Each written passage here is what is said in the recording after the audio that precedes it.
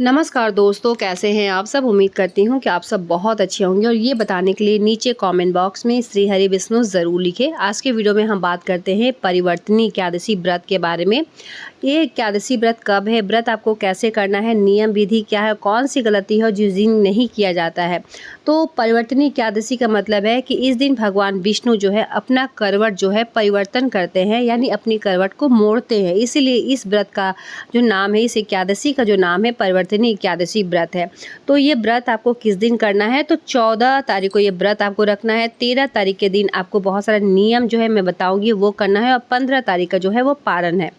ठीक है, तो जो 14 तारीख है 13 तारीख है उस दिन आपको हेयर वॉश वगैरह कर लेना है, बाल धो ले और उसके बाद शुद्ध और सात्विक भोजन ही खाना चाहिए, यानी लहसुन प्याज ये सब आपको नहीं खाना है। इन सब बातों का ध्यान रखना है।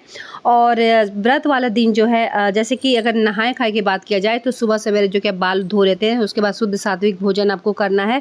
और ध्यान रखें कि उस दिन जो है मूली, बैगन, मसूर दाल जो कि ये जो अशुद्ध कैटेगरी में इनको रखा गया है, तो इन सब चीज़ों को खाकर जो है आपको व्रत नहीं करना है। ध्यान रखें इस बात को।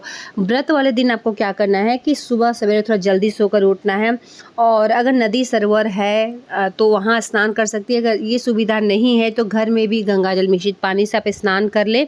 और इस दिन जो है तुलसी पत्र नहीं तोड़ा जाता है, तो एक दिन पहले ही तुलसी पत्र तोड़ के आपको रख देना है। तुलसी जी को छूना नहीं है, जल नहीं देना है, सिंदूर वगैरह तुलसी जी को नहीं लगाना चाहिए। ठीक है, वैसे भी सिंदूर जो है प्रतिदिन जो पूजा पाठ करते हैं तो तुलसी जी का सिंदूर ना लगाए, रोली लगा दे, लेकिन तुलसी जी को सिंदूर नहीं लगाया जाता है। देव उठनी एकादशी के दिन ही तुलसी जी को आपको सिंदूर लगाना चाहिए। इन सब बातों का आपको ध्यान रखना है। ठीक है, साथ ही उस दिन आप चाहे तो पूजा स्थल में जहाँ पूजा पाठ होता है वहाँ पे भी पूजा पाठ आप कर सकती हैं, लेकिन अगर व्रत रखी हैं तो आप चौकी लगाकर भी आप पूजा पाठ कर सकते हैं। चौकी लगाए, पीला वस्त्र जो है आसन स्वरूप दे, फोटो है, कोई भी प्रतिमा है तो आप उसे रखें। साथ ही पंचामृत से अभिषेक अगर संभव है तो पंचामृत से अभिषेक करें, शंख से अभिषेक करें, यानी शंख में पंचामृत डाल के, पानी डाल के, कच्चा दूध है तो ये सब मिला के आपको पंचामृत से दूध, दही, घी, शहद ये सब डाल के आपको जो है स्नान करवाना चाहिए, अभिषेक करवाना चाहिए। साथ ही भोग में आपको पीला केला आप ज़रूर से ज़रूर लगाएं। और वैसे भोग में आप कुछ भी लगा सकते हैं, लेकिन कुछ बातों को ध्यान रखना है। को इस दिन आपको तुलसी पत्र में ज़रूर आपको रखना चाहिए। एक दिन पहले ही तुलसी पत्र तोड़ ले और उस दिन जो भी भोग लगाते हैं तो तुलसी पत्र आपको ज़रूर से ज़रूर उसके ऊपर रखना चाहिए, तभी भगवान जो है स्वीकार करते हैं। ठीक है, और अनाज का जो है आपको अक्षत वगैरह इस्तेमाल नहीं करना है, भोग नहीं लगाना है, अनाज जो है उस दिन दान भी नहीं किया जाता है। तो ध्यान रखें कि एक तो आपको अक्षत वगैरह का इस्तेमाल नहीं करना है और दान भी जो है अगर दान करना भी चाहते हैं तो फल फूल, पैसा, मुद्रा कुछ भी आप दान करें, लेकिन अनाज का दान जो है नहीं किया जाता है। और जैसे कि व्रत रखा जाता है तो कुछ लोग तो है निर्जला व्रत रखते हैं, कुछ लोग जो है फलाहार में व्रत रखते हैं। तो जो है आप इस बात का आपको ध्यान रखना है कि सूर्य अस्त से पहले ही फलाहार जो भी आपको खाना है खा ले। और जब आप दीपक जलाती हैं तो शाम के समय दीपक जला ले, उसके बाद फलाहार करें। और दीपक जो है सरसों तेल का नहीं होना चाहिए, तिल का तेल के लिए, घी का ले, लेकिन सरसों तेल का दीपक आप ना जलाएं।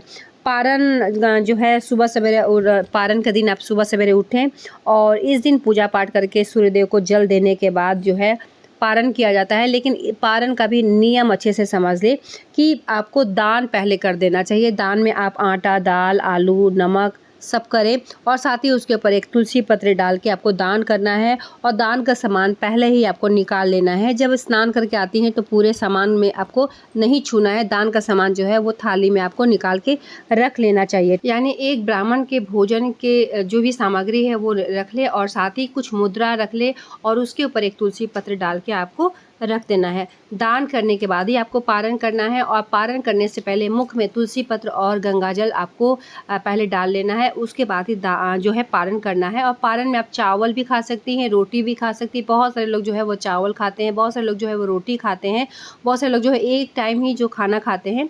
तो अपने हिसाब से जो नियम आपके घर में है उस तरीके से आप करें, जो भी नियम है। तो इस तरीके से ही 3 दिन का यह व्रत होता है, 3 दिवसीय व्रत होता है।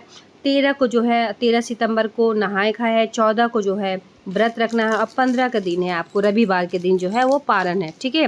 तो 13 तारीख के रात्रि के 10:31 से ये प्रारंभ होगा और 14 तारीख को रात्रि के 8:41 पे इसका समापन होगा। उदय तिथि को लेकर 14 तारीख को आपको व्रत रखना है।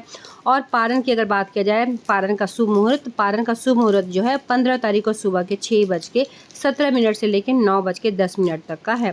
तो इस बीच आप पारण कर ले। और इस व्रत में पारण का विशेष महत्व है, तो पारण के बाद ध्यान आप जरूर दें कैसे करना चाहिए, नियम विधि क्या है। और जब आप पारण करते हैं तो इसके पहले आपको थोड़ा सा अग्रासन निकाल देना चाहिए गौ माता को देने के लिए। गौ माता नहीं है तो वो जो है बाहर आपको रख देना चाहिए। तो ये व्रत अगर आप करती हैं तो 3 दिवसीय व्रत है और तीनों दिन का अच्छे से आपको नियम विधि जान लेना चाहिए, ठीक।